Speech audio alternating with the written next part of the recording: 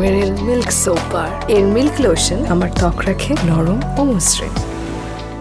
প্রথম আলো লাল গালিচায় পেয়ে গিয়েছি আব্দুল্লাহ আল সেন্টু ভাইকে, কথা বলবো তার সাথে, জানবো তার অনুভূতি। কেমন আছেন?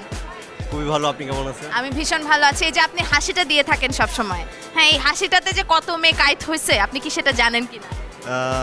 কিছু আজ আসে আর কি, কিন্তু হাওয়ায় ভাসে, কিন্তু আরো কিছু আজ আপনাদের দিতে হবে, কে কে আরো এরকম এনে দিতে হবে, তাহলে কি হবে?